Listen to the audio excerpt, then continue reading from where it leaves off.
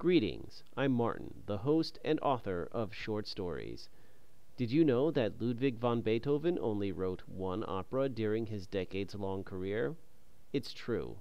That opera is called Fidelio, and it premiered in 1805 in Vienna, Austria. But Beethoven wasn't done with the opera yet. He wound up revising it multiple times until the final version premiered in 1814. He found the work so frustrating that he allegedly vowed never to write an opera again. This story is set in Spain during the reign of the last Spanish Habsburg, Charles II. If you want to know what happens when you marry your niece, just take a look at Charles II's portrait. As you can imagine, he had chronic health problems and possibly a learning disability. The weakness of the king was something that dishonest government officials and noblemen took advantage of. This period of Spanish history is marked by corruption, patronage, and financial troubles. Vocabulary: bloodshot eyes, bloodshot eyes. After a 24-hour shift, my eyes were completely bloodshot. Duet, duet. The couple sang a romantic duet.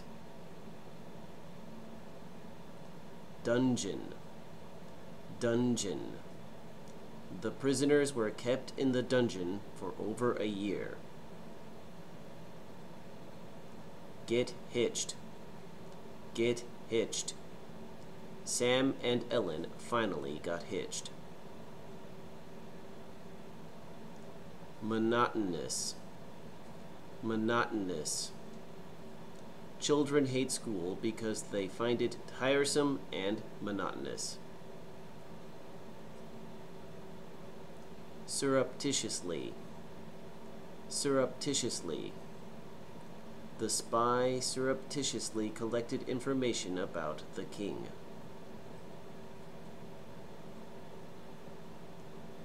Tormentor, tormentor.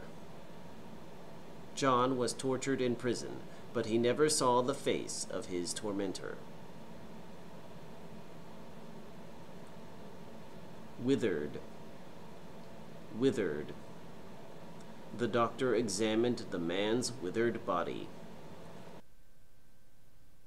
In 1698, Florestan, a Spanish nobleman, attempted to expose the wicked crimes of Don Pizarro, the governor of Seville prison.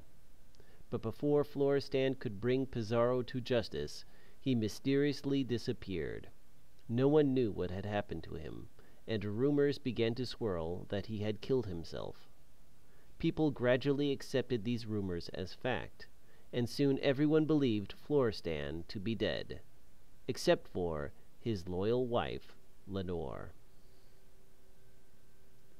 Fidelio entered the apartments of the prison guardhouse on a cool November morning in 1700. "Fidelio, what a pleasant surprise! Would you like to sit and have breakfast with me?" asked Marceline, the daughter of the chief jailer. Fidelio blushed a little and replied, No, sorry. I need to talk to your dad. Is he here?" "He's in the dungeon," blurted out a voice from behind him. It was Jacquino, the young assistant to Marceline's father. Fidelio turned to face Jacquino and asked, "Did he say when he'd be back?" Jacquino shrugged his shoulders. Seeing that there was no use in sticking around, Fidelio said goodbye to Marceline and exited the room. Jacquino walked over to the breakfast table and sat across from Marceline. As he munched on a piece of bread, he asked, "What do you see in that guy anyway?" Marceline sighed and answered, "He's cute." Jacquino frowned and said, "I think he looks like a girl. You should be with a real man." Marceline laughed and replied, "You mean someone like you?"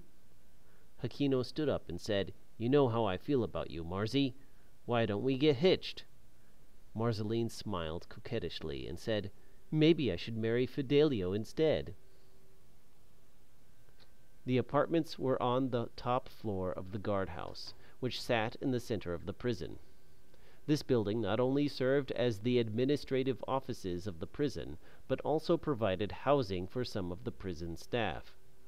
One high-ranking member of the staff was Rocco, the chief jailer. He was the father of Marceline and the only member of the staff allowed into the dungeon. It was Rocco's dungeon duties that interested Fidelio the most.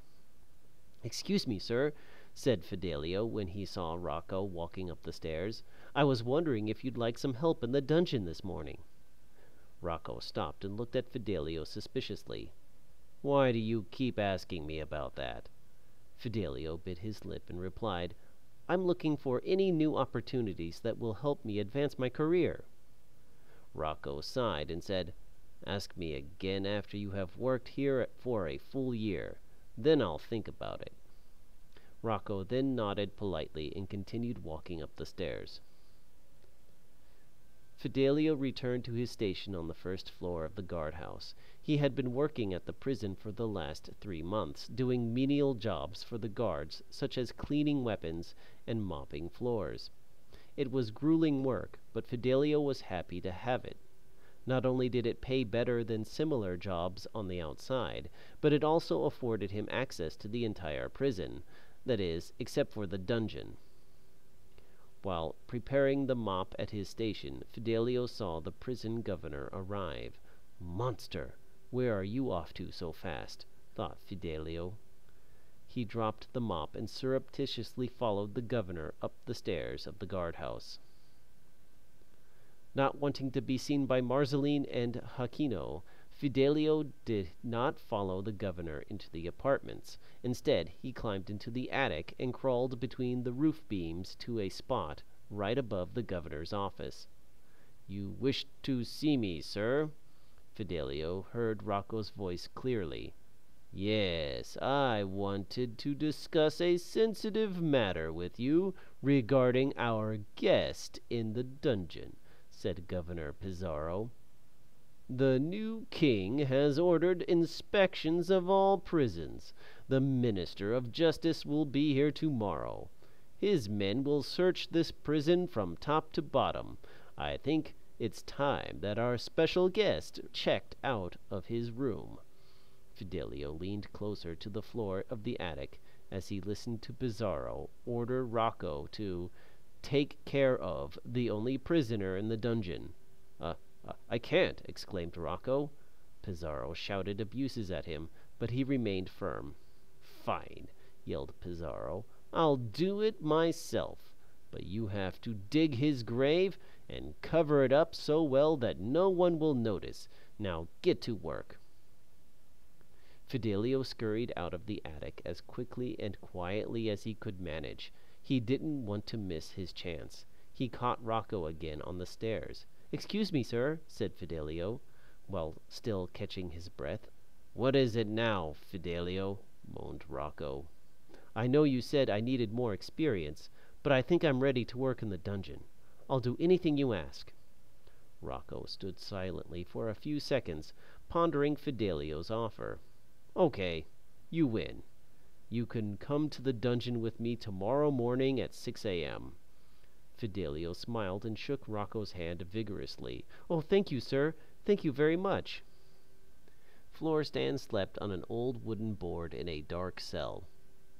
The only source of light came from a small ventilation window that was just below the ceiling of the hallway outside his cell. Any other light he was lucky enough to have came from 2 oil lamps that were mounted on the wall just outside of his cell.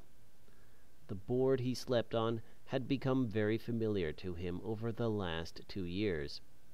It was so familiar, in fact, that it sagged in the middle to fit the contours of his withered body. As he slept, he dreamed of his darling wife, Lenore.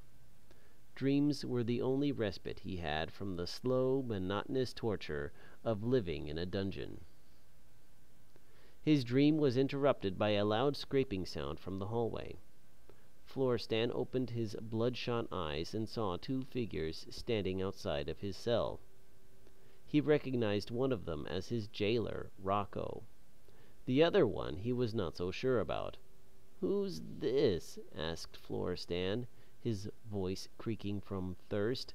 "Never mind who it is," barked Rocco. The jailer turned to his assistant and commanded, "Now start digging." Fidelio stabbed the dirt floor of the dungeon with his spade and scooped up the first wad of dirt. Rocco, facing Fidelio, started digging too. Florestan watched languidly from inside his cell. "So, the time has come, has it?" he muttered. Rocco ignored him and kept digging. "Why bother digging a grave when you could just wait for me to wither away into nothing?" said Florestan in a mocking tone. Rocco started singing a work song to drown out Florestan's snide comments. Fidelio started to sing along, and the two diggers worked quickly as they sang a grave-digging duet.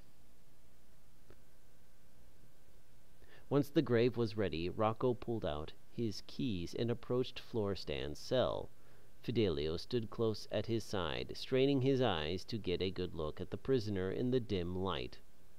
By now the sun had risen high enough to project a beam of light through the small ventilation window, allowing Rocco and Fidelio to see about a foot into the cell. "Come on out now. Don't keep us waiting," ordered Rocco.